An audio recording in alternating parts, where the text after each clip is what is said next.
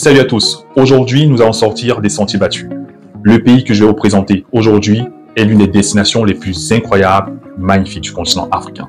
C'est un pays mystérieux. Si vous êtes à la recherche d'un endroit où vous êtes proche de la nature, loin de la pollution, du bruit des voitures, du tourisme de masse, cette destination est faite pour vous. Et n'hésitez pas à bien vous installer, à prendre des notes et surtout à passer à l'action, c'est-à-dire à voyager et à aller visiter ce pays. Pour ceux qui ne me connaissent pas, moi c'est Gilles et bienvenue sur cette chaîne Visite Afrique. Visite Afrique est une chaîne qui aide tout le monde à pouvoir visiter le continent africain.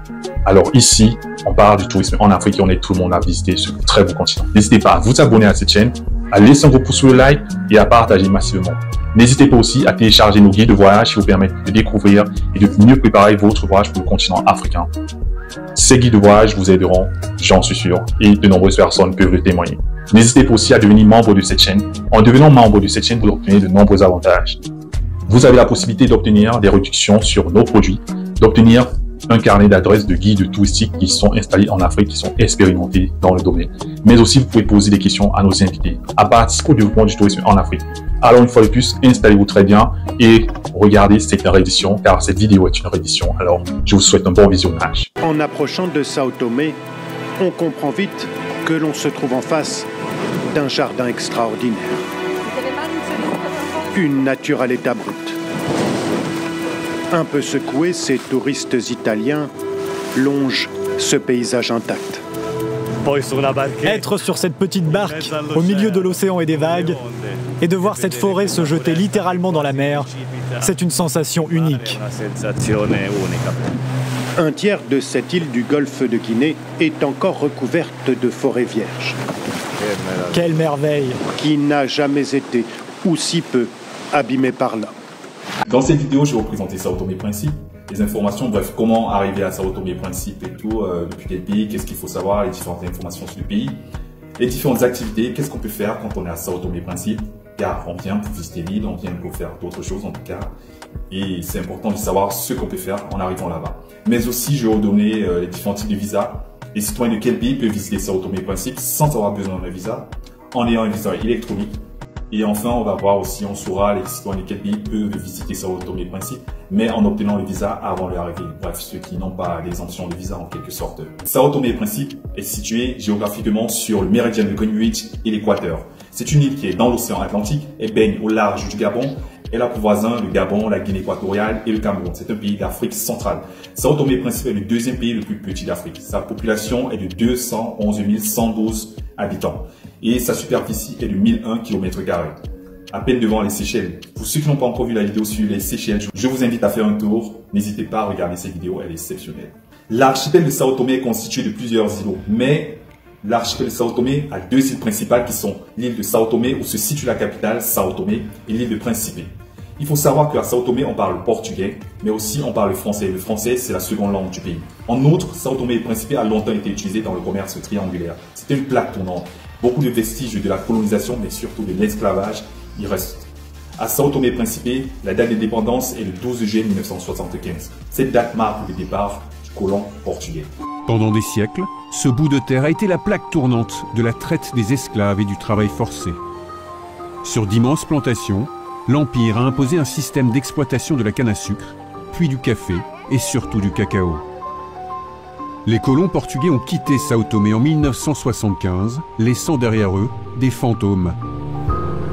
C'est un État qui a une population très jeune, la moitié de la population a moins de 20 ans. Donc vous pouvez imaginer, c'est un État qui se constitue et qui compte beaucoup sur les nouvelles générations. Sao Tomé Principe a sa propre monnaie. Sa monnaie, c'est le Dobra. Le Dobra a pour indicatif, pour code indicatif, STN. Parfois on dit le nouveau Dobra.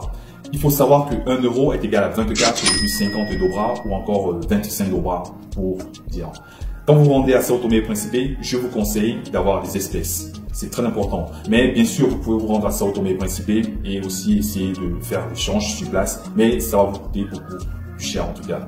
En outre, il faut savoir que Sao Tomé et Principe est membre de plusieurs organisations, dont l'ONU, l'Organisation des Nations Unies, l'Union africaine, la CEEAC.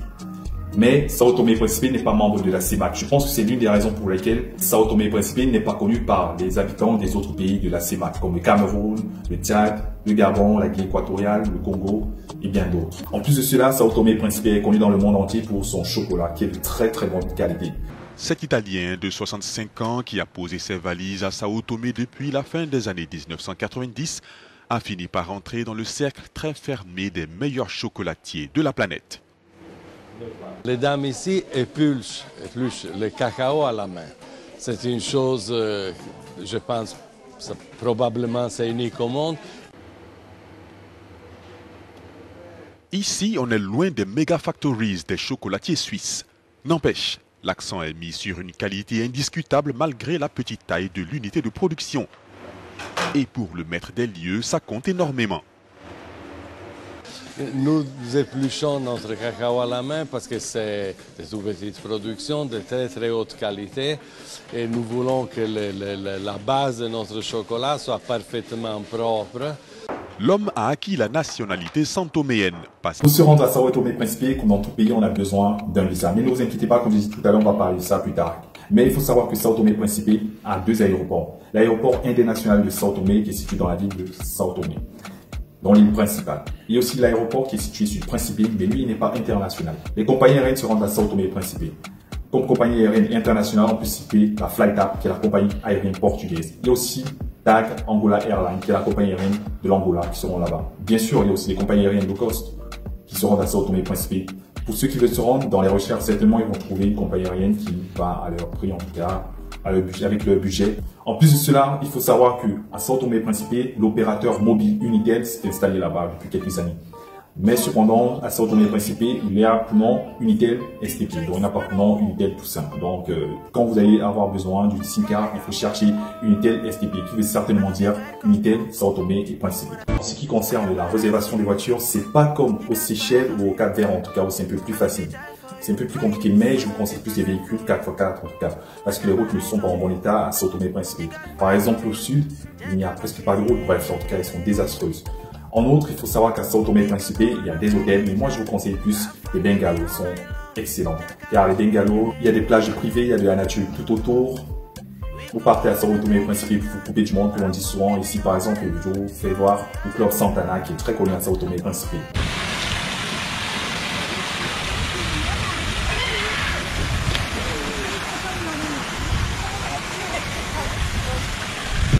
En outre, comme hôtel ou comme bungalow, vous pouvez trouver le Pestana Sao Tomé qui est situé dans la capitale.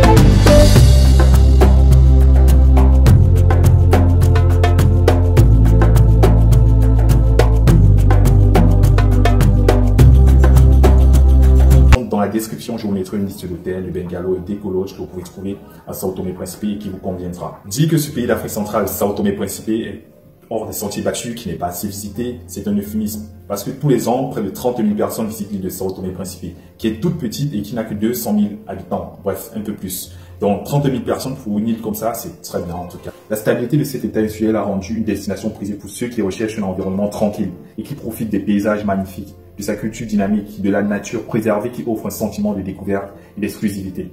L'un des symboles du patrimoine naturel de Sao Tomé et Principe, c'est le Picao Grande. C'est un rocher volcanique. Le Picao Grande est situé dans la forêt tropicale de Sao Tomé et Principe. C'est une merveille de la nature qui attire les aventuriers, les touristes et les amateurs de nature. Sa hauteur est de 300 mètres. Il est entouré de cascades et de végétation dense. L'escalade est uniquement réservée aux grimpeurs professionnels. N'allez pas si vous n'êtes pas un grimpeur professionnel. On a besoin de vous pour d'autres aventures, pour d'autres destinations. Donc vous pouvez faire comme tout le monde.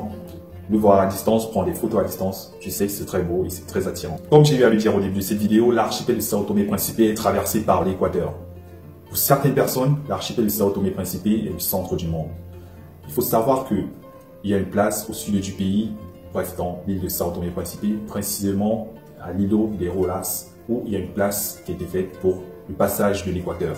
C'est une ligne imaginaire comme tout le monde le sait. Ce lieu est un endroit incontournable pour tous ceux qui visitent Sao Tomé et Principe. Les gens se rendent là-bas pour prendre des photos.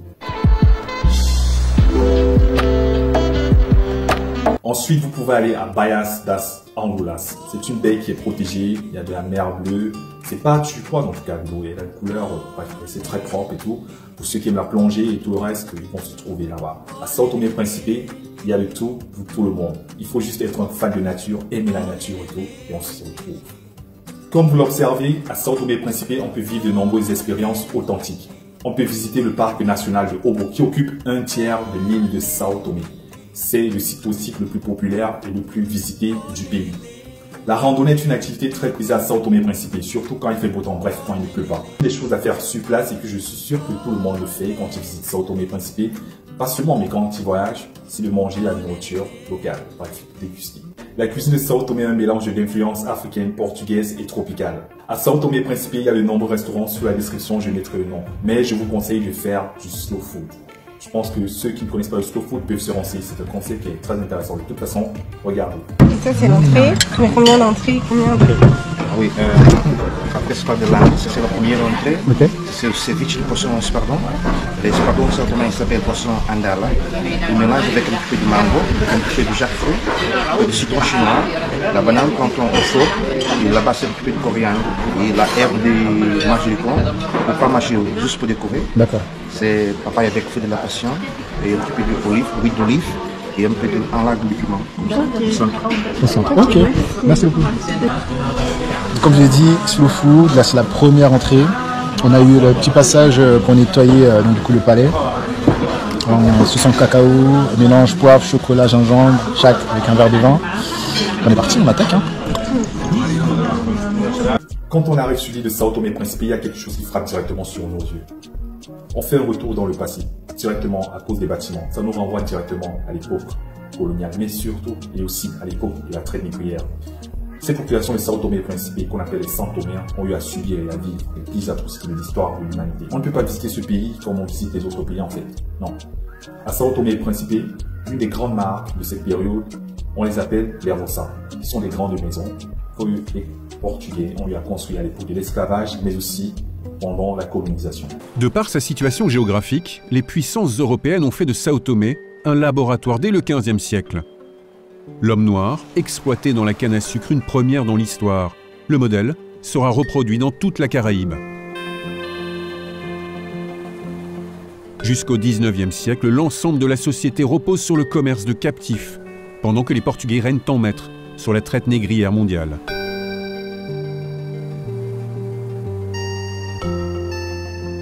Ces décennies marqueront le pays au fer rouge. Une fois l'esclavage aboli en 1876, l'Empire a besoin de nouveaux bras pour cultiver ces territoires exotiques.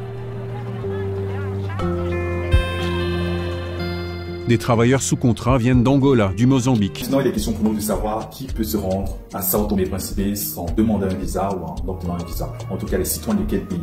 Ici, je parle aussi de e-visa. Pourquoi? Parce que Sao Tomé et Principe, qui est un petit pays, n'a pas de représentation diplomatique dans de nombreux pays du monde entier. C'est pourquoi il est plus commode, en tout cas, de nombreux citoyens dans le monde entier peuvent avoir des visas de Sao Tomé et Principe en e-visa ou en visa électronique. C'est ce que ça veut dire.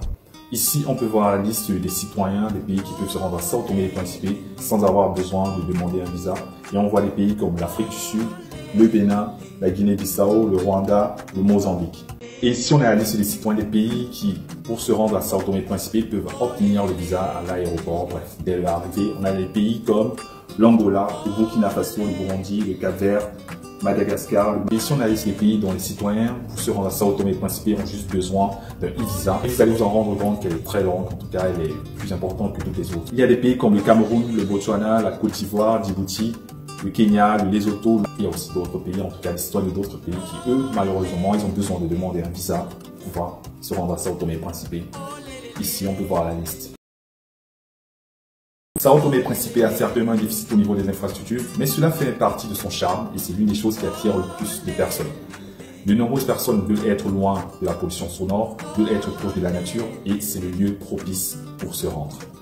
En définitive, Sao Tomé et Principe est un véritable bijou pour l'Afrique. Ces populations qui sont joyeuses, accueillantes et ouvertes, disponibles pour tout le monde, sont une pépite pour le continent africain. Tout au long de cette vidéo, on a pu voir beaucoup de choses sur Sao Tomé et Principe. J'espère que cette vidéo vous a plu. Pour ceux qui ne connaissaient pas ce pays, j'espère que vous avez découvert un nouveau pays. J'encourage tout le monde et tous ceux qui peuvent le faire à se rendre sur place. Une fois de plus, je vais vous demander de partager la chaîne, de vous abonner à la chaîne et aussi de laisser un gros pouce pour le like. Je n'hésiterai pas à répondre à toutes vos questions dans les commentaires, donc si vous avez quelques-unes, vous les posez. Bien, si vous voulez ajouter certaines choses qui n'ont pas été dites dans la vidéo, car on ne peut pas tout dire, n'hésitez pas à le faire, faites-le. On se retrouve très bientôt ici sur Visite Afrique. Portez-vous bien.